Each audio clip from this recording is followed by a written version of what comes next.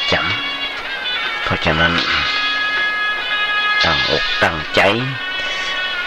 ร่วมกันช่วยกันฟังเข้าพรรษามาแล้วได้2-3 วันละเพราะฉะนั้นญาติโยมมีกันทำตั้งหลายมา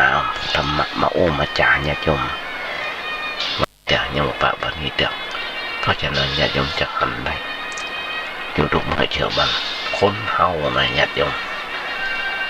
เอาเวียนว่ายตายเกิดกันอยู่ทุกเมื่อทุกวันมันบ่ได้ข้ามโน่นข้ามบางใครจวนถึงข้ามก็บอกมีใครอยากจะข้ามหรือข้ามวัฏสงสารเพราะยังติดอยู่ฝั่งนี้ติดอยู่ฝั่งนี้ของกิเลสคือตัณหาไม่อยากจะไปฝั่งทางพ้นฟังให้ไปฟังหมดงั้นสันเล่ารูปเสียงกลิ่นรสสัมผัสญาติโยมนั่นคือกระเถอะจะหันได้เปิดเข้าไปยับตอนที่ผ่านมาครับพับเด็กได้อย่างต่างๆที่เหมาะสมกันยับได้เป็นร้อยยับได้เป็นร้อยยิ่งยาเสพติดแล้วโอ้ยหลั่งไหลเข้ามาในประเทศของเราทำให้เยาวชนของเราเดือดร้อนทนไม่ต้องกระเดาะวัดวาศาสนาต่างๆบางวัดบ่มีประตูบ่ค่อยจะเข้ากันแต่เข้ากันที่เป็นเกิดปัญหามันเขียนคุกเขียนตารางมันมีประตูห้องเข้าไปอยู่ตรงกี่ชั้นปิดประตูไว้ตรงกี่ชั้นดันจู้ลูกกันเข้าไปวัดป่าศาสนาดีๆที่มาเขาก็จะหันได้ญาติโยมทั้งหลายอย่างผมเดียวเนี่ยปนห้ามทางเหนือสดไปทางใต้ปนห้ามทางใต้สดไปทางเหนือตะวันตกตะวันออกปนห้ามไปได้พอห้ามก็เดือดร้อนทนไม่กันเท่าที่ผ่านมาญาติโยมมันก็กระเดือก2-3 เดือนที่ผ่านมามันได้ยินคนตายขับรถจนตายกันอย่างเช่นเดือนเมษาที่บอกปีใหม่เขาไม่ได้หันทุกครั้งทุกปีตอนที่ผ่านมาคนตายมันน้อยบาดเจ็บก็ว่าน้อย7 วันอันตรายเพราะฉะนั้นญาติโยมทั้งหลายมาพาเป็นขอจวนญาติโยมทั้งหลายข้ามมาฝั่งนี้พ่อก็คือฝั่งดีมีศีลธรรมเข้าพรรษากับมารักษาศีลวังธรรมกันทุกๆวันทุกๆวันพระวันศีลทุกๆวันพระทุกๆวันอาทิตย์ได้ญาติโยมทั้งหลายเพื่ออย่างถ้ามีความสงบสะอาดสว่างเปิ้นก็ยังไม่อยากจะได้เพราะจิตใจยังบ่เบื่อในสิ่งที่เป็นประสบพบหันยังหมดงานสันเล่าเปิดเบิ้นกันอยู่ในโลกก็ขอโอ้อยากจะทั้งหลายก็เลยอยู่ฟังทางโน้นกันแม้กระทั่งตมาบ้าเป็นประกาศเจิญจวนเข้าวัดเข้าว่ารักษาศีลฟังธรรมหูก็บ่เคยได้ยินนะ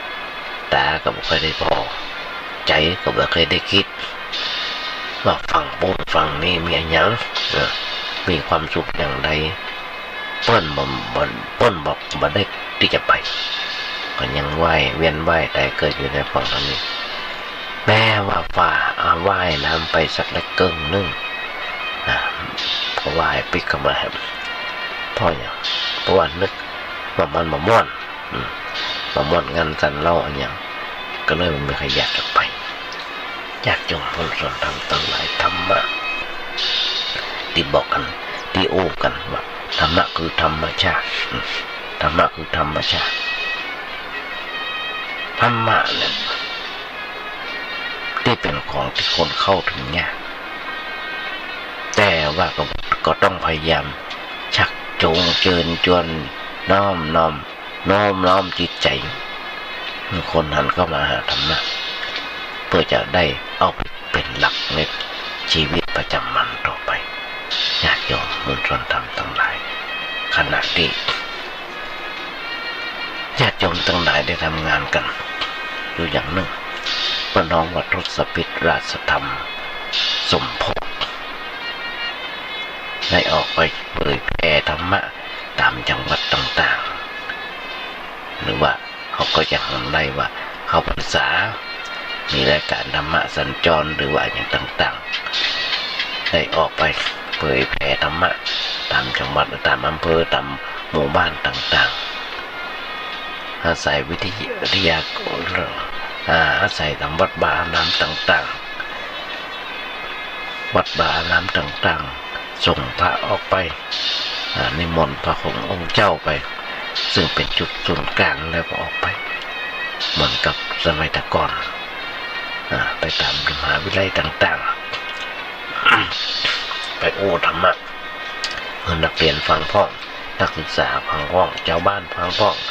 ประชาชนได้ฟังกันแล้วก็ได้กึศได้แต่ฟังได้แต่เรียนละอ่อนนักเรียนนักศึกษาชาวบ้านยังมาถึงญาติโยมทั้งหลายทุกวันนี้พระสงฆ์องค์เจ้าท่านบอกว่าเป็นธรรมะเดลิเวอรี่ส่งตรงถึงบ้านส่งตรงถึงบ้านญาติโยมนั่งฟังอยู่บ้านเท่านี้บางคนก็กำลังกวาดกำลังกางขวางซักเสื้อซักผ้าทำกับข้าวกับปลาลูกหลานตันเต่าได้กินกันเป็นเวลาใกล้จะเพลนละนะแต่โยมก็กวาดกำลังกางขวางไปเอาวิดีโอเอาโทรศัพท์เสียบหูไปเอาหูเราเสียบโทรศัพท์ฟังไปฟังไปก็ได้ไปเพราะฉะนั้นอย่างนี้หรอญาติโยมทั้งหลายอันนี้ครูบาอาจารย์เปิดได้สอนได้ของธรรมะเนี่ยเหมือนกันญาติโยมทั้งหลายต้องทำด้วยความเสียสละถ้าทำเพื่อหันแก่ตัวหันแก่ได้ในลาภสักการะอันยังมันกับประยุทธ์ชะงักแต่เมื่อตรวจบ่ได้อันยังเมื่อบ่ได้อันยังสักอย่างไม่ไปชมเชยไม่ไปให้กำลังใจก็จะท้อแท้แล้วเลิกกันไปแต่มาว่าเองขอแต่มาว่าเองทำรายการวิทยุมาเนี่ยประมาณ10 กว่าปีแม้กระทั่งเรื่องเสียงเงินต่างๆที่กุฏินี่ลงทุนเองเสียงสตางค์ไปบ่น้อยสตางค์โดยเฉพาะญาติโยมที่มาถวายแต่มาไว้เก็บไว้ก็มาซื้อมาบำรุงปรับปรุงเสริมแต่งอย่างต่างๆเสียงไปหลายตังค์แล้วก็ทำมานี่โดยที่บ่มีเงินเดือนแต่ญาติโยมหลายผู้หลายท่านเข้าใจกันว่าแต่มาภาพมันมีเงินเดือนกินบ่มีญาติโยมทั้งหลายเป็นเน้นน้อยธรรมดาที่มีกำลังใจทำอยู่ทุกเมื่อเช้าวันกับพอญาติโยมฟังรายการวิทยุ2ครูบาอาจารย์เพิ่นให้กำลังอกกำลังใจกำลังอกกำลังใจคอยสั่งคอยสอนคอยติคอยชมกับตัวธรรมะมีกำลังใจมันมีอย่างได้ญาติโยมทั้งหลายที่มันมีอย่างที่อยากจะได้นอกใจอาจจะต้องการบุญต้องการกุศลต้องการบุญต้องการกุศลอย่างน้อยและอย่างหนักขึ้นมาก็คือญาติโยมทั้งหลายจะมาถึงบอกญาติโยมใส่ข้าวปลาอาหารมีที่อยู่จะมาอยู่ก็เป็นบุญแล้วก่อนมีอย่างตอบแทนน้ำจิตน้ำใจน้องจากธรรมะขององค์พระสัมมาสัมพุทธเจ้าเตรียมมามักกะยายมันอยากจะฟังบ้างฟังแบบเจ้าบ้านธรรมดาเนี่ยไม่ได้ลึกซึ้งอย่างเป็นนักเป็นนาไม่ได้เป็นเรื่องเป็นราวอย่างเป็นน้ำเพราะฉะนั้นอยากจะฟังไปเด้ออย่างน้อยๆก็ได้เหมือนกับเป็นการเป็นกู้ในยามเหงาอยากจะมันตลายมีพระพุทธเจ้าหลายๆตนที่มาร่วมงานตามที่ต่างๆเพราะฉะนั้นอันนี้คือเหตุและผลอยากจะตลายที่มาบรรดาอยากจะฟังหลายครั้งที่ถึงบอกห้องทุกวันนี้ที่บอกที่เป็นกันอยู่ทุกเมื่อเช้าวันผมห้องเป็นโรคจิตอ่อนๆหรือว่าจุกจิตกลางๆที่แก่อย่างที่หันเป็นเป็นโรคจิตก็ว่าใจละอ่อนละ28 29ที่ฆ่าบอกตัวเก่าตัดอวัยวะเพศของเปิ้ลนะมาจำไม่ได้ไปที่ไหนอย่างใดก็มันเป็นอันนั้นเป็นโรคจิตอย่างหนึ่งที่มันอู้กันกลัวนะญาติโยมทั้งหลาย เนี่ยบอกน่ากลัวเต้าโรคจิตโรคทางจิตวิญญาณชีวิตคนเฮานะอยากย่อมมีความผิดพลาดเกิดขึ้นด้วยกันนะและบ่มีไผที่อยากจะเห็นเรื่องราวที่มันเลวร้ายเกิดขึ้นกับตัวหรือว่าเกิดขึ้นในครอบครัวของเราแต่เมื่อมันเกิดขึ้นแล้วเขาจะมานั่งโศกเศร้าอาดุลกับเรื่องที่ผิดพลาดไปมันก็ไม่ได้เกิดประโยชน์อันใดขึ้นมานอกจากให้ต้องถือเอาความผิดพลาดเป็นครูเป็นบทเรียนสอนกับใจสอนใจให้กับเฮาเพื่อจะได้เพิ่มความระมัดระวังกับเฮาให้มันหนักยิ่งขึ้นต่อไปญาติโยมถ้าเฮามาพิจารณาพอแล้วจะหันได้ว่าสังคมเปิ้นบ่ได้คิดรังเกียจผู้ที่กำลังประสบเคราะห์กรรมของการเป็นโรคเอดส์กับโรคมันหนึ่งก็เรียกว่าโรคอื่นหรือว่าโรคโควิดหากเพราะเปิ้นรู้ว่าคนเหล่านั้นเป็นเพียงแค่โรคทางกายซึ่งมันน่ารังเกียจเท่ากับโรคหิวโหยทางจิตวิญญาณเพราะโรคหิวโหยเนี่ยเป็นภัยอย่างใหญ่หลวงต่อชีวิตเพื่อนมนุษย์ด้วยกันต้มตุนแย่งชิงปล้นฆ่าคอร์รัปชันกดขี่ข่มเหงผู้ที่ต่ำต้อยกว่าหลายอันหลายอย่างญาติโยมก็จะหันได้อย่างเพิ่นห้ามเรื่องแชร์อย่างต่างๆแชร์ลูกโซ่ลูกอย่างต่างๆนั่นนะต้มตุนแย่งชิงปล้นฆ่าเฮาหันได้อยู่ทุกเมื่อเช่นมันเป็นข่าวเจ้าหน้าที่บ้านเมืองก็เดือดร้อนนอนไม่โดยหยับเพราะฉะนั้นนี่คืออาการของโรคหิวโหยทางจิตวิญญาณคนเฮาถ้าอู้กันหลงส่งกันปออยู่บ้านใกล้กันอย่างแต่มาเคยอู้ญาติโยมต่างประเทศบ้านเมืองกับบนแทบจะมีหัวบ้านแต่บ้านเฮานี่ญาติโยมทั้งหลายมีหัวเป็น2-3 ชั้นสูงเป็นหัวกี่เมตรยังเข้าไปลักไปจกปนใดยังไปจี้ไปปล้นปนใดยังคือกระเดอะคนในสังคมใหญ่ขยะขยงอยากจะทราบแจ้งเพื่อได้ผลได้เกิดมันอยากจะแยกโรคประโยชน์หันซ้ำไปเพราะฉะนั้นญาติโยมของพอโลกตามที่มันเป็นจริงตอนที่ผ่านมาเขาจะหันได้โรคโควิดเข้ามาในประเทศไทยของเราก็ทำหมู่เฮาเดือดร้อนทันใหม่รัฐบาลออกพระราชกำหนดหรือพระราชเคอร์ฟิวขึ้นมาก็เดือดร้อนทันใหม่กันเศรษฐกิจอย่างต่างๆวุ่นวายเขาก็จะหันได้ไปเนี่ยไปไหนก็ลำบากเพราะฉะนั้นมีความทุกข์ใจกับโรคร้ายที่กำลังประสบกันอยู่แต่พยายามฝึกคิดให้ถูกต้องพอโลกมันกว้างออกไปแล้วก็พอตามความเป็นจริงที่ปรากฏขึ้นหันคือเฮามาได้เป็นทุกข์อยู่คนเดียวในโลกญาติโยมกำลังกึกกับโรคโควิดมาจากต่างประเทศคนไทยให้ที่เขาทำงานต่างประเทศหรือว่าไปสั่งยันอยู่ต่างประเทศปิดเข้าบ้านมาก็เอาโรคโควิดเข้ามาด้วยโรคโควิดเข้ามาด้วยมันมีอยู่ในสนามบินอยู่ในเครื่องบินการอู้กันจา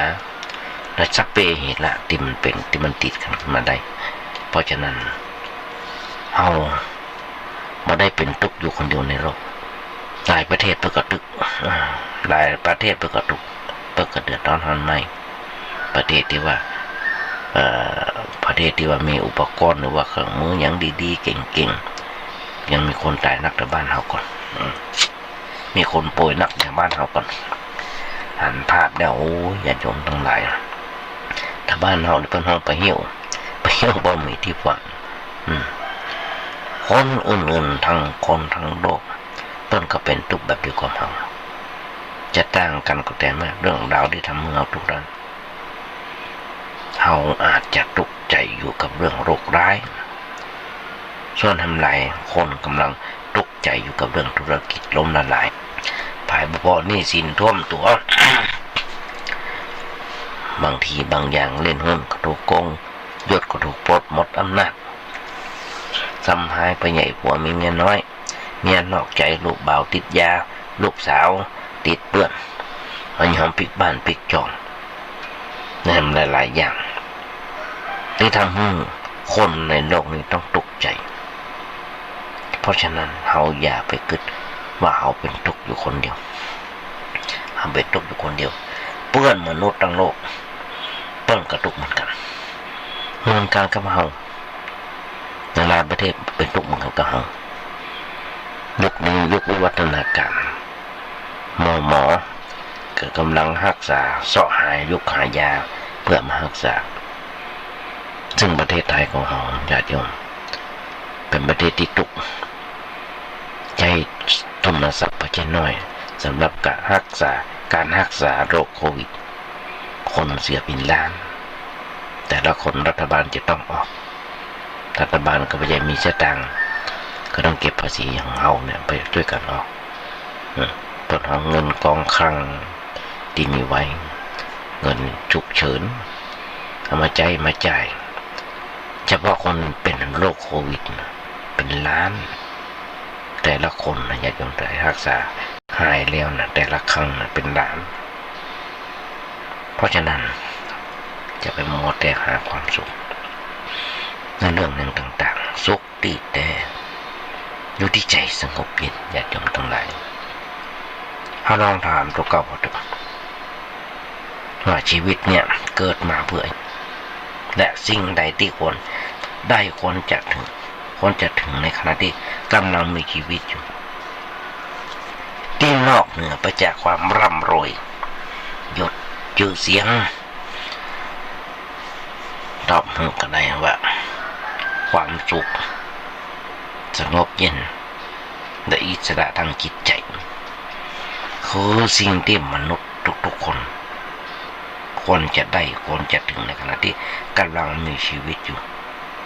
และคนอย่างยิ่งที่จะฟังเร่งแสวงหาความสุขสงบเย็นเนี่ยจังก็ลองเกิด3 เดือนที่ผ่านมาที่เปิ้นมีกฎออกว่ากฎโคกเคอร์ฟิว4 ทุ่มไม่ได้ออกบ้านนะจนถึงตี 4เลื่อนมาจาก4 ทุ่มก็เป็น5 ทุ่มแล้วก็เป็นเที่ยงคืนไปไหนไปได้ล่ะเงียบปิ้งเห็นบ่อยบ่ได้ยินเสียงวอรถบ่ได้ยินเสียงวอรถลงไปบ้านห้องบ่อแว่ไม่ได้ยินเสียงรถนอนมาแว้นกันพอพ้นปลดแค่นั้นเองญาติโยมทั้งหลายยกเลิกแค่นั้นเองเขาก็จะหันได้เดือดร้อนตำรวจทหาร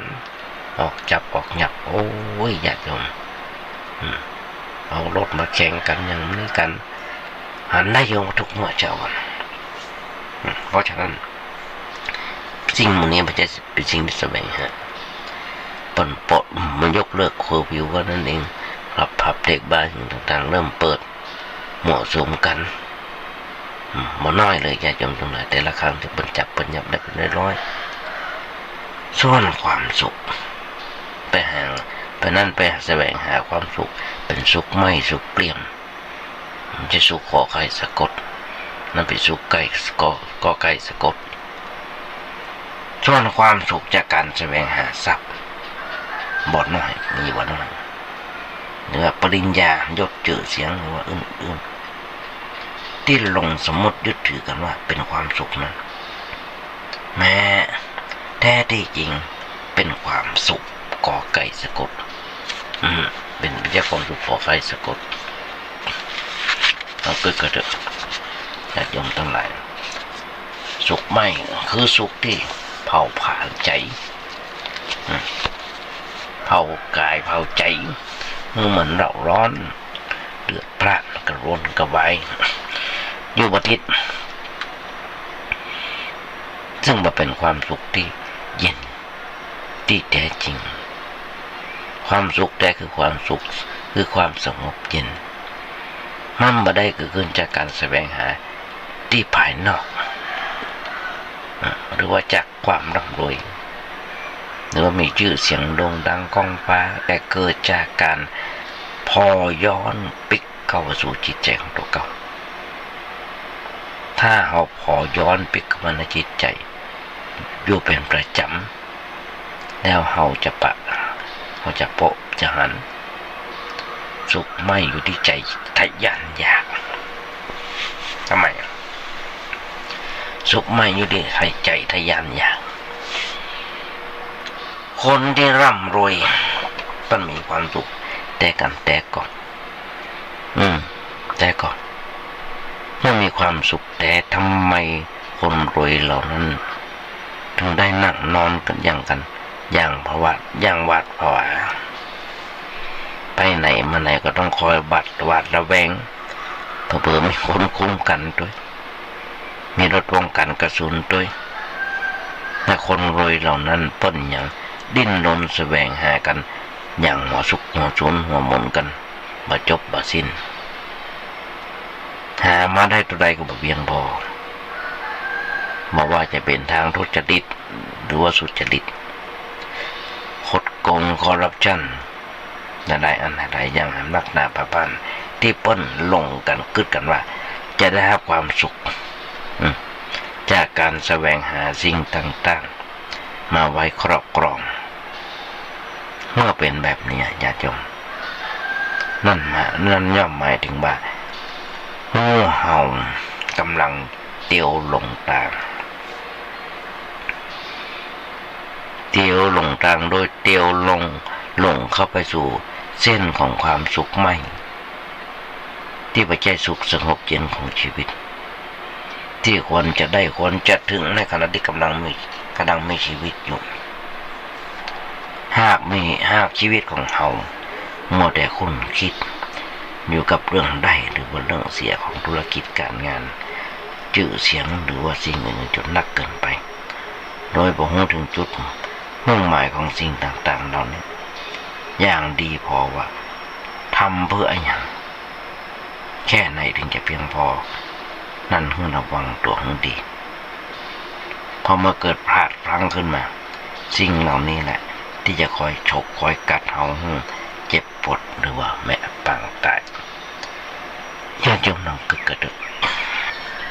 เข้าพรรษาเริ่มมาแล้วเราต้องที่ผ่านมาปีนี้ปีนึงที่วันเข้าพรรษาเพิ่นมีไว้ว่าอย่างอยากจะหยุดพักหยุดพักในเรื่องสิ่งต่างๆเข้าวัดเข้าวานำฟังธรรมพระสงฆ์องค์เจ้าก็มีหน้าที่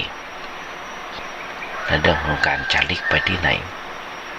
อยู่ที่วัดที่ว่าเพราะอย่างมันบัสะดวกหลายๆอย่างเพราะฉะนั้นได้จะมาอย่าจำฟังในเรื่องของวันเข้าพรรษาถ้าบ่ลืมไปกับม่วนไปเรื่องใหญ่ๆและอย่างบ่เรื่องว่าจะเรื่องใหญ่เรื่องเล็กอยู่ที่เฮาคิดอย่าเดิมตั้งหลายทำไมถึงเดียวที่เฮาคิดปัญหาที่เกิดขึ้นจากเหตุภายนอกนั้นมีนักหนาป่าป้านหากจะคอยตัวแก้มันสัก10 จัดก็คงมาหมดนอกจากจะต้องแก้ไขกันให้มันถูกจุดคือต้องแก้ที่จิต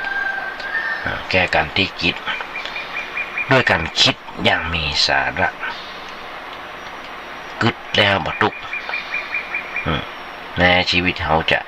เกิดเรื่องเลวร้ายขึ้นจนถึงขั้นคอขาดบาดตายถ้าเรากึดเป็นกึดถูกเรื่องนี้อาจจะกลับกลายเป็นเรื่องเล็กๆน้อยๆไปหรือว่าเรื่องธุรกิจขาดทุนเล่นหุ้นถูกโกงยันประจบตกงานตอนเนี้ยโควิดกำลังมาคนตกงานหนักอย่าจมทั้งหลายถ้ากึดมันเป็นกึดมันถูก เรื่องนี้ก็อาจพลิกมากลายเป็นเรื่องที่ตลกไปทันทีได้เหมือนกันเพราะทุกๆเรื่องมันขึ้นอยู่กับความคิดของเขาหากว่าเขาคิดดีมันก็ดีแต่หากว่าคิดบ่ดีมันก็บ่มีบ่ดีตัวมาอย่างที่เขาคิดมายุคนี้สมัยนี้ญาติโยมทั้งหลายกับหันได้อย่างโรคโควิดที่เข้ามามีคนตกงานและมีคนได้งานมีคนตกงานผู้ที่ตกงานก็ทำมาหากินก็ลำบากแม้แต่อาหารการกินกาดดีอย่างต่างๆกับมาเปิดมือเฮามาเปิดพอมาเปิดปุ๊บไมโครโลตัดยังต่างๆกับมาเปิดมือเฮาถึงเปิดก็เปิดเวลาเข้าประตูเดียวเพิ่งมาเปิดประเดี๋ยวนึงทั่วๆไปเกือบหมดแต่เขายังนั่งอยู่บ้านอยากจะกินอะไรยังก็โทรศัพท์ไปสั่งได้เปิดมาส่งถึงบ้านกูยังเอาไว้ตั้งแต่ก๋วยเตี๋ยวข้าวผัดจะกินยังไม่ทุกอย่างหลานสาวมันอู้หูฟังมาห้องเนี่ยหูพอจะกินอะไรยังก็โทรศัพท์สั่งเอามันต้องมานั่งทำมันต้องมานั่งตำน้ำพริกมีได้ก็มีเสียญาติโยมทั้งหลายเฮ้ย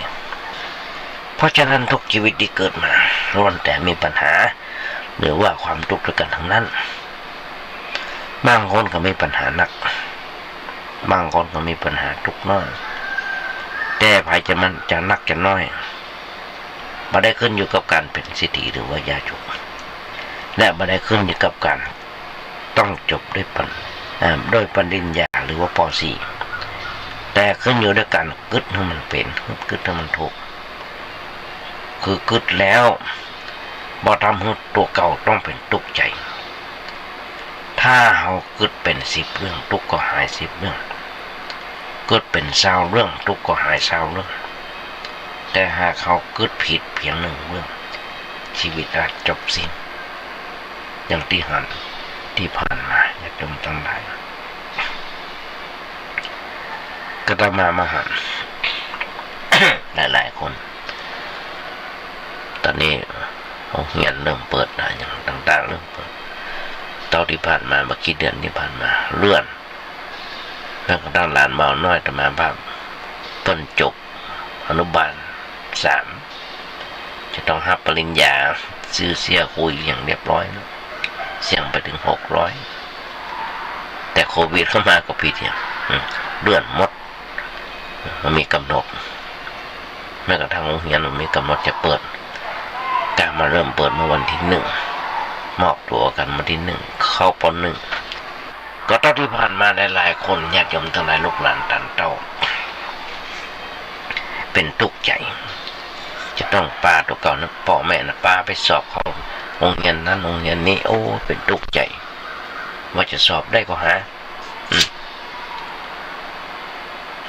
จะสอบได้ก่อเข้าม.1ได้ก่อสอบเข้ามหาวิทยาลัยได้ก่อทุกอกทุกใจกันทุกอกทุกใจกว่าที่เกี่ยมไหมนั่นคือเกี่ยมกระเทิมกระชุดนักเรียนนั่นคือกระดึกบางคนเชี่ยงเป็นหมื่นหลักหมื่นนี่เฉพาะชุดนะญาติโยมทั้งหลายเฉพาะชุดพร้อมรางวัลมอบตัวจะต้องเสียกะอันนั้นกะอันนี้เป็นหมื่นหัวหกก้นผิดเสาะไว้เป็น2-3 เดือนบางคนเป็นปีบางคนมีเอาสร้อยคอปลดสร้อยคอไปจำนำแหวนจำนำทรัพย์สมบัติอย่างต่างๆเอาไปจำนำเพื่อลูกหลานตันเต้าของเขาได้ห้ามได้เงี้ยเราก็เกิดญาติโยมทั้งหลายมาภาพโดนไปคนไป2 คนญาติโยมทั้งหลายอ่อนน้อย2 คนหลานเบากับหลานสาวก็โดนไปหลายสตังค์ป.1 ตัวป.3 ตัวนะโดนไปหลายสตังค์ก็ต้องเกี่ยมของเขาที่เกี่ยมของเขานั้นเป็นสมบัติเก่าแต่มาละอ่อนทุกคนก็ญาติโยมจะฟังทุกคนเขามีสมบัติอย่างแก่ของเขานอกจากสติปัญญา วิชาความรู้นั่นคือสมบัติชิ้นที่ดีที่สุดซึ่งมันมีไผ่ลูกไว้แหลกไว้ลักของเราไปได้นั่นคือปัญญานี่คือความรู้ที่เขาจะได้เอาไว้ให้เขาเพราะฉะนั้นญาติโยมทั้งหลายมันไผ่มันหน้าใครหัวกว่ากันทุกชีวิตที่เกิดมาล้วนแต่มีปัญหาหรือว่าความทุกข์ด้วยกันทั้งนั้นบางคนมีปัญหาหนักบางคนมีปัญหาน้อยแต่ไผ่จะหนักจะน้อยมันไม่ได้ขึ้นอยู่กับสถิหรือว่ายาจกเรื่องที่อุ้มไผ่มันหน้าใครหัวกว่ากันเรามาคิดพอเราไผ่มันน่าจะใครหัวหรือว่าหน้าตลกกว่ากันซึ่งในขณะที่เรากำลังรักกุ้มตกใจบางคนคิดจะฆ่าตัวตายโดยซ้ำเพียงแค่ธุรกิจขาดทุนในผลกำไรที่เคยได้ครับบางคนวันละหลายปีละหลายล้านวันละหลายบ้านหลายหมื่นซึ่งในแต่ในขณะเดียวกันซีกโลกหนึ่งญาติโยมต้องกระเดามีผู้คนมาน้อยนักหนาพระบ้านต้องล้มตายได้กำลังรอคอยความตายเพราะว่ามีข้าวจะกินญาติโยมอย่างที่อาตมาเคยอู้หลายประเทศบางคนมีข้าวกินบางคนขนมปังอันเดียวบ่ได้เพิ่นเอามาแจกนะลูกอันนี้หิมตายที่เพิ่นเอามาแจกนะบ้านเฮาก็มีญาติโยมทั้งหลายอย่างที่ผ่านมาตู้ปันสุกตู้แบ่งสุกเพิ่นเอาอาหารการกินอย่างต่างๆไปใส่ในตู้ไว้บางคนก็หยิบเอาไปเลยพอตัวแต่พอกินบางคนก็โลภมากไปเปื้อนด้วยบางคนโลภกว่านั้นเอาไปนั่งขายด้วยอย่างเข็นมาม่ายังปลากระป๋องยังต่างๆที่เพื่อใส่ตู้ปันสุกปัดสุกแม้กระทั่งตามต่างจังหวัดเจ้าพายเรือเอาใส่ในเรือไปแจกทำเจ้าบ้านซึ่งเจ้าที่ผ่านมานั้นเจ้าพายเรือไปบิณฑบาตบางบ้านบางจองโอ้ญาติโยมหันได้มีดารา2 คนด้วยกันนั่นคือคุณบินบรรลือฤทธิ์กับคนไทยบรรลือเอกพันธ์บรรลือฤทธิ์กับคนไทย2 พี่น้องกันฝาแฝดเนี่ยนะโอ้ยไปแจกหันแต่เมื่อน้ำท่วมอุบลตั้งแต่อุบลเพื่อไปแจกไปอย่างต่างๆเอาเงินเอาทองไปแจกถึงเข้าของเปิดทำงานอยู่บนนี้ที่บ่อติ๊กตึ้งกะประจำบิดแล้วตอนนี้มาโควิดกันเพื่อก็แจกญาติโยมทั้งหลายแจกไปแห่ทั่วทุกหัวละแห่งแจกไปเหี่ยวสัตว์สิ่งหิ่งห้อยอย่างเช่นลิงโอ้ยเพื่อนเอาอาหารกันกินเพื่อลิงกิน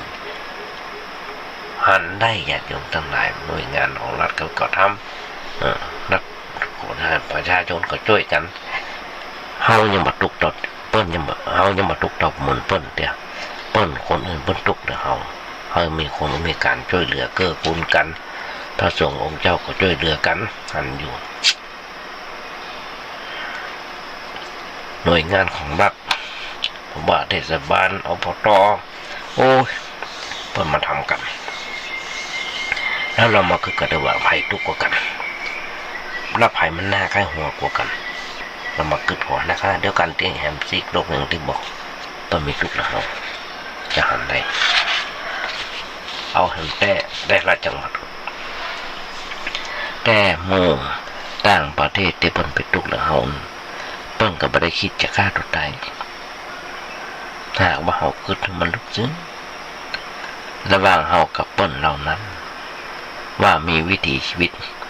ความเป็นอยู่ต่างกันอย่างใดบางทีเราอาจที่จะคบคิดโดยตัวเก่าบ่ได้อย่างน้อยๆต้องปล่อย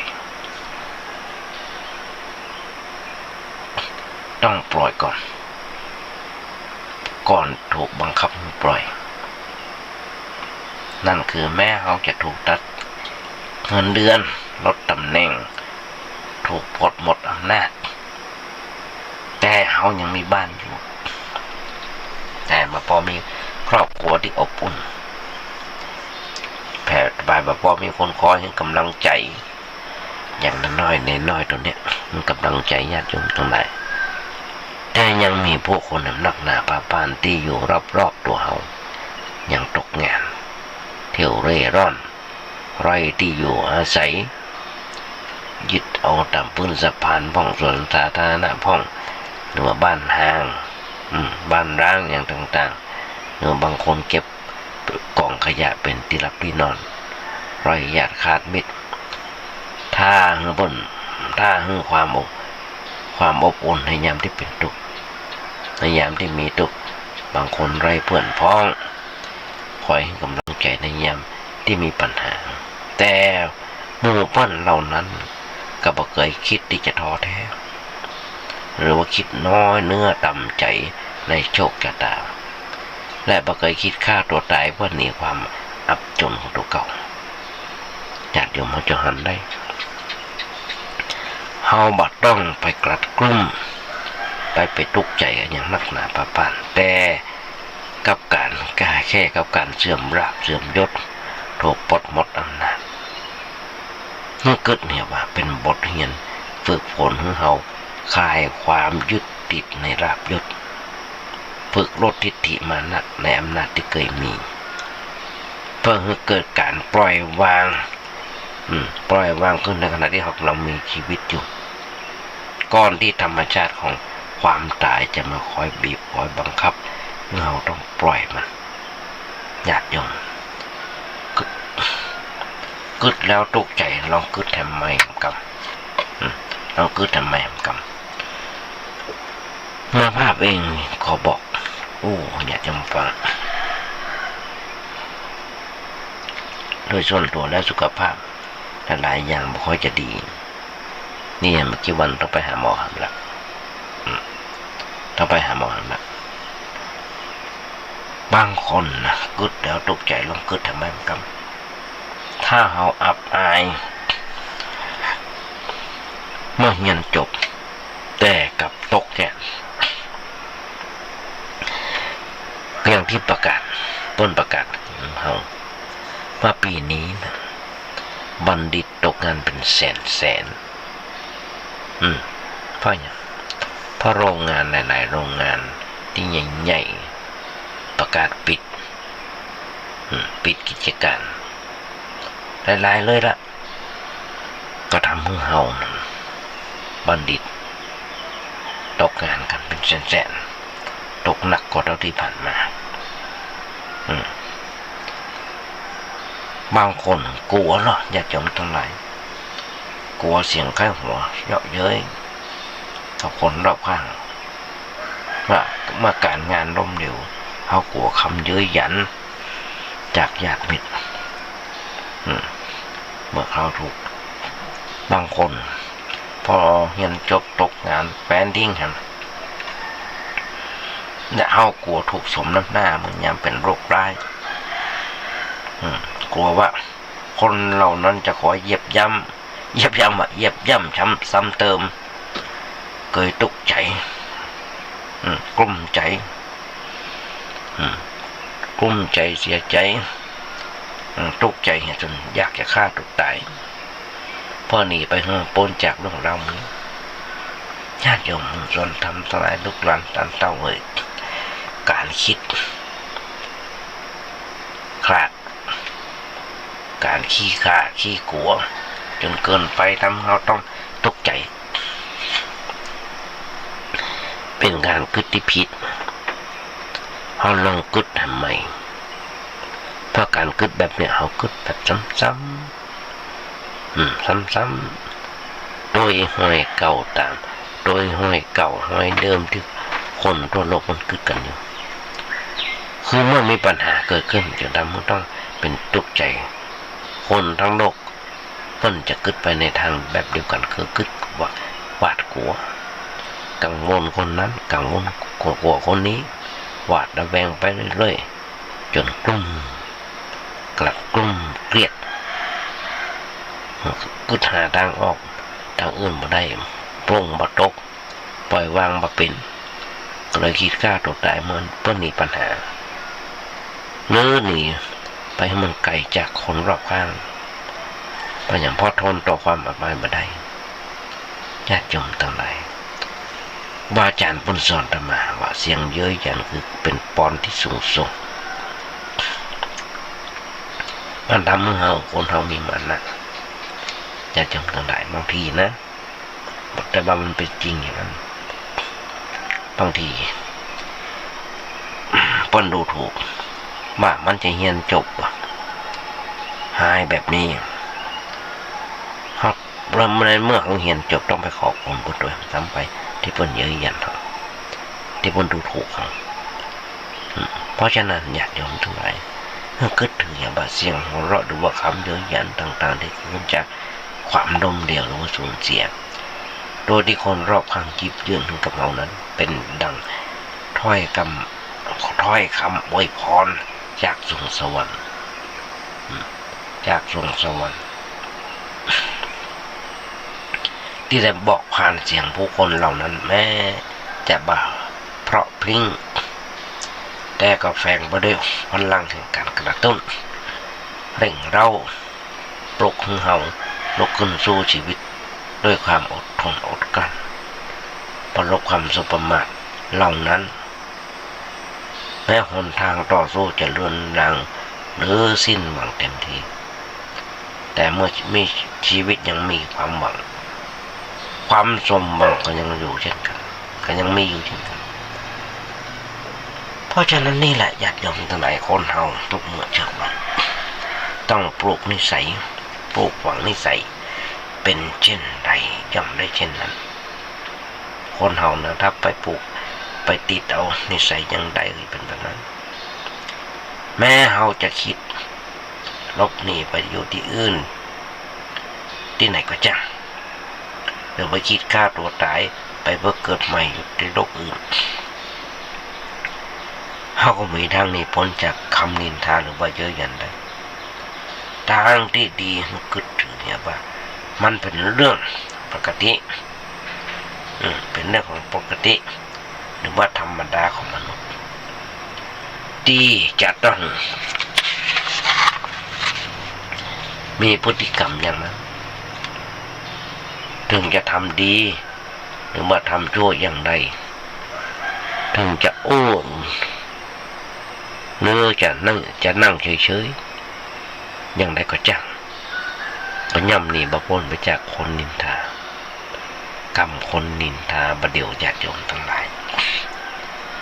มันบ่ได้มาโอ้ครับฟังมาเราได้ยินมันได้โอ้หรอกมีไผมาดวบมาโอ้เขาฟังหรอกนั่งเปิดพอเฟซบุ๊กเดี๋ยวญาติโยมทั้งหลายจะหันได้ยุทึกเมื่อเช้าวันแต่มานั่งโอ้ญาติโยมฟังเนี่ยก็มาจากในเฟซบุ๊กพ่องอย่างต่างๆนะและอันใดอย่าง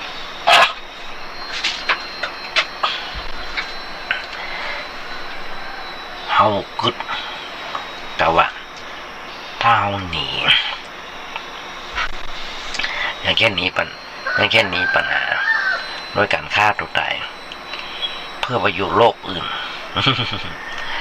แล้วมันจะทำให้เขาดีขึ้นยากว่าเปล่าเลยไม่ใช่นะเพราะในเมื่อเขาได้ปลูกฝังนิสัยของการฆ่าตัวตายแล้วคิดไว้แล้ว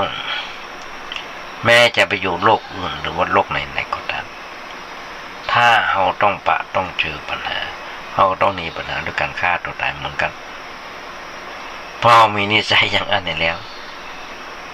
แต่ตรงกันข้ามญาติโยมถ้าเขาบ่คิดท้อแท้มีความอดทนอดกลั้นใช้สติปัญญาเข้าไปแก้ไขปัญหาแม้จะยังลบลุกคลุกคลานอย่างเนี้ยลมลุกคลุกคลานพ่องแต่ต่อไปต้องมีชัยชนะอย่างแน่นอนพอได้ปลูกฝังนิสัยของการต่อสู้ไว้เป็นทุนอยู่แล้วย่ำนะครับผลสำเร็จดีๆญาติโยมทุกเมื่อเช้าวันเราจะต้องยอมรับความจริงถึงสิ่งที่สูญเสีย วิดมา3 เดือนไปทำเขาตกงานบางคนตกงานหมดถูกลดหมดอำนาจทำมาหากินกับปืนเครื่องโรงงานกับปิดสเปเฮละที่ทำงานกับปิดบางคนได้ทำงานเกินเดือน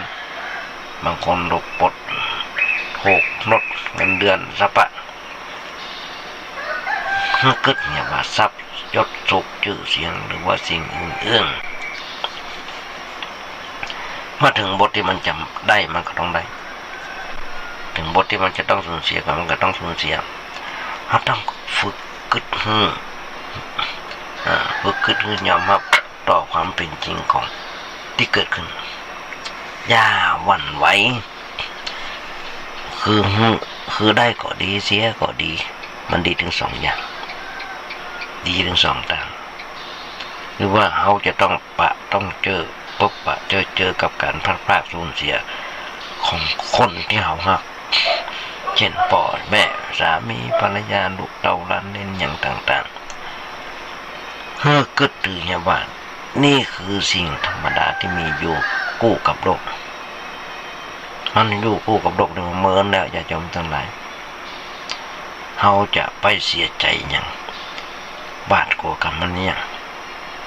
มันจะเป็นอย่างไรก็ให้มันเป็นไปเมื่อเกิดเหตุบาดสุดท้ายก็ต้องพลาดพลาดและสูญเสียแม้กระทั่งชีวิตของเราเองเนี่ยทั้งหลายการเกิดอย่างนี้จะมาทำให้เราตกใจบางคนญาติโยมทั้งหลายถึงเป็นโสดแต่บ่มาเศร้าโศกบางคนบ่มีสามีบ่มีภรรยาบ่ได้ผัวบ่ได้เมียบ่ได้ผัวบ่ได้เมียเปิ้นถึงบอกเป็นบุญอย่างยิ่งเป็นบุญอย่างยิ่ง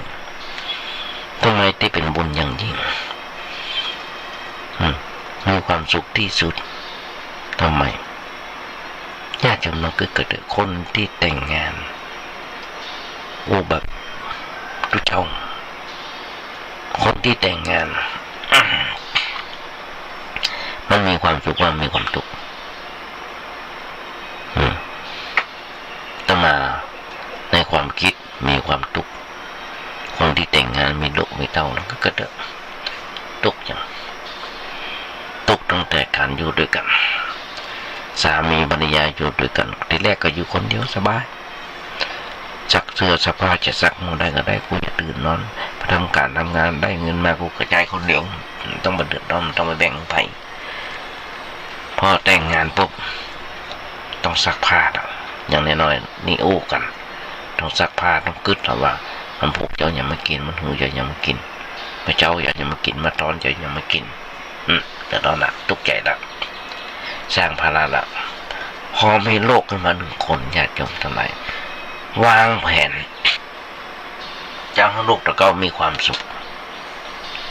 ตั้งแต่อยู่ในท้องจนถึงอายุ20 ปีตั้งแต่อยู่ในท้องถึง20 ปีนั่นจะต้องคิดละว่าต้องหาเงินทองเก็บหอมรอมริบกันเพื่อให้มันมีความสุขพอลูกเกิดออกมาแล้วต้องมีความสุขต้องสบายต้องเอาอย่างต่างๆญาติโยมมีความสุขก็มีความทุกข์มีความสุขก็มีความทุกข์เพิ่นถึงบอกหลวงปู่หลายท่านเพิ่นบอกคนที่ไม่ได้แต่งงานเป็นโสดเป็นคนที่มีบุญเป็นคนที่มีบุญและมีความสุขที่สุดเพราะฉะนั้นญาติโยมทั้งหลายถึงเป็นคนโสดแต่บ่เศร้าโศกถ้าชีวิตของคนเราต้องรับบทโสดจริงๆก็บ่หันจำเป็นจะต้องไปดิ้นรนคนไขว่หาคว้าไผ่มาเป็นคู่ชีวิต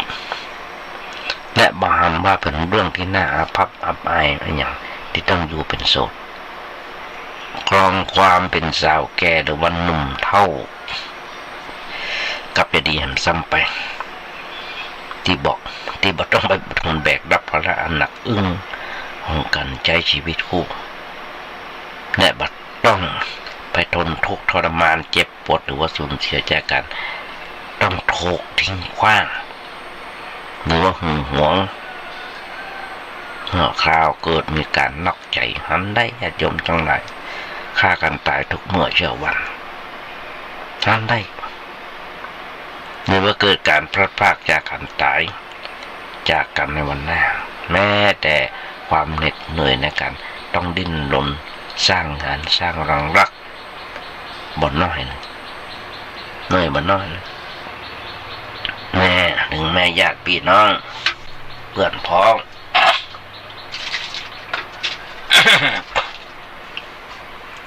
รอบบ้านเฉพาะเขาไปต่างๆนานาถึงกับสาเหตุของการ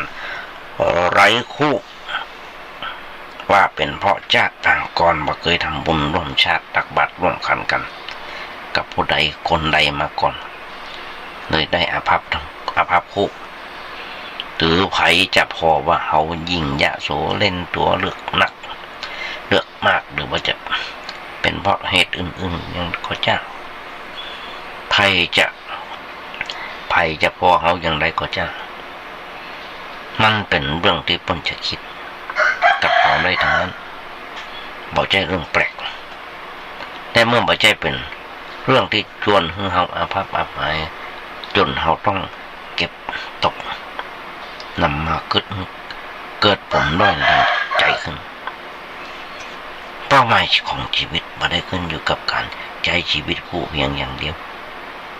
แต่ต้องขึ้นอยู่กับการใช้ชีวิตอย่างบ่มีทุกข์มีโศกด้วยถึงจะนับได้ว่าเราได้ใช้ชีวิตที่เกิดมาอย่างสมกรรมสมค่าสมราคาของการเป็นมนุษย์เพราะเกิดมาเพื่อความบ่เป็นทุกข์ญาติโยมมุ่งส่วนทำทั้งหลายจะมามาเกือบจะหมดเวลาละเร็วเพราะเวลานั่งมือรับหูรับตาญาติโยมทั้งหลายมือตาเข้ามาใกล้จะหมดละเกือบเวลาแล้วเพราะฉะนั้นญาติโยมจนทำหลายคนเอาต่างก็ปรารถนาให้เกิดสิ่งดีขึ้นในชีวิตได้โชคได้ลาภมีเกียรติยศประสบความสำเร็จการงานก้าวหน้าเป็นต้นญาติโยมแต่สิ่งเหล่านี้บ่ใจหลักประกันแห่งความสุขที่แท้เพิ่งได้มาแล้วก็ยังเป็นทุกข์ได้ใช่ว่าจะมีความสุขเสมอไปเช่นถ้าได้น้อยกว่าคนอื่นก็บ่พอใจหรือว่าถึงจะร่ำรวยเพียงใดก็บ่ใจว่าจะบ่แก่บ่เจ็บบ่ตายหรือว่าบ่สูญเสียคนรักความสุขที่แท้มันขึ้นอยู่กับความสุขที่แท้ขึ้นอยู่กับการวางใจอย่างถูกต้องวางใจเป็นว่าพอจะได้นักกว่าเขาก็จะมีความสุขเพราะอย่างพอใจในสิ่งที่มียินดีในสิ่งที่ได้และแม้จะประสบความผันผวนพ้นไปในชีวิตอย่างใดกระบวนไหวใจเป็นปกติเพราะหูดีว่ามันเป็นธรรมดาของชีวิตใจที่พอเป็นหันตรงคือรับประกันให้ความสุขที่แท้ญาติโยมส่วนธรรมทั้งหลายเฮาบ่สามารถจะบงการให้มือสิ่งดีๆเกิดขึ้นกับชีวิตของเฮาได้ตลอดเวลารวมทั้งบ่สามารถควบคุมให้สิ่งแวดล้อมเป็นไปตามใจของเฮาได้เพราะฉะนั้นสิ่งร้ายๆสามารถเกิดขึ้นกับตัวเฮาได้เสมอแต่หากเฮาสามารถบังใจได้อย่างถูกต้องว่าอะไรอย่างจะเกิดขึ้นก็บ่ทำให้เป็นทุกข์ได้ถ้าเฮาดูแลรักษาใจให้ดีย่ำวันว่ากลัวว่าจะมีอย่างเกิดขึ้นแม้มีเหตุร้ายเข้ามากระทบก็บ่ปล่อยให้มันกระเทือนถึงใจทั้งยังสามารถหาประโยชน์จากมันหรือว่าเปลี่ยนร้ายให้กลายเป็นดีได้เพราะฉะนั้นวันนี้ฝากไว้กับญาติโยมทั้งหลายก่อนเดี๋ยวพอเวลาหมดเวลาแล้วต้องนำรายการให้จากญาติโยมไปละถ้ารายการวันนี้ญาติโยมทั้งหลายขอเอางานบุญงานกุศลมาญาติโยมทั้งหลายได้ฟังกันซึ่งที่บักเป็นประจำว่าทางวัดประแดงของเฮาโดยที่มีท่านพระครูโคสิทธิ์ปริยัติยาพร เจ้าวัดประแดงเจ้าคณะตำบลสเตกิจ1และก่อร่างห้างแผงเจนาสนะถาวรวัตถุของวัดประแดงของเฮาก็สำเร็จรูปลงไปเลยอันใดอย่างอันใดที่มันมีก็แปลงอันใดที่มันรุมันพวกมันพังก็เริ่มซ่อมแซมกันไปตอนนี้ยังไม่เหลือบันไดหนักญาติโยมทั้งหลายที่ต้องมีการปรับปรุงเปลี่ยนแปลงว่าอย่างไรตอนนี้กำลังรอคณะวิศวกรรมจากมหาวิทยาลัยเชียงใหม่มาดอกดอกแบบดอกแปลนกันอยู่เพราะฉะนั้นเราต้องอาศัยเปิ้ลเพราะฉะนั้นอาศัยผู้รู้อันเดิมเพราะว่าคณะวิศวกรรมเป็นผู้รู้เขาเป็นผู้ทำเขาจะโง่เขาคนเดียวไม่ได้ต้องมีการวิจารณ์กันว่าจะเป็นอย่างไรดีเพราะฉะนั้นฝากบอกบุญญาติโยมทั้งหลายมีหลายท่านละที่ร่วมกันทำบุญไม่ว่าจะเป็นเกล็ดหน้าการอย่างการต่างๆบนลิ้นกี่ก็ที่จะมาแบ่งมาไปกันโทรศัพท์ร่วมทำบุญสงกรานต์ด้วยกันได้ถ้าได้ยินเสียงนี้โทรศัพท์ไปถามท่านพระครูเจ้าบาทได้เมื่อผมมีอยู่ว่า0818815690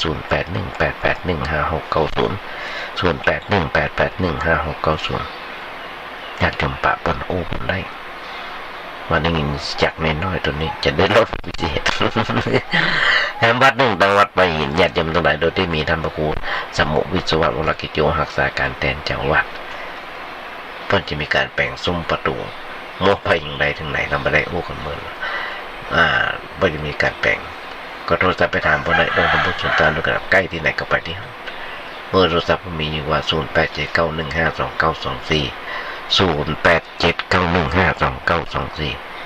เอาล่ะอยากจะมุ่งจันทำทั้งหลายโอ้ใกล้เวลาเพลนได้เวลาเพลนญาติโยมก็มารอตรงนอกนัดทอนำรายการเสียงธรรมจากในน้อยจากเหนือวันนี้จากญาติโยมไปก่อนก็ก่อนที่จากไปวันนี้อาจจะเป็นวันครบรอบวันเกิดของใครคนใดคนหนึ่งก็ขอร่วมอวยพรไปโดยขอสถาญาติโยมทั้งหลายขอมีความสุขมีความเจริญคิดถึงหนึ่งสิ่งใดสมความมุ่งมั่นปรารถนาขอให้ญาติโยมอย่าเจ็บอย่าใครกันเลยขอเจริญพร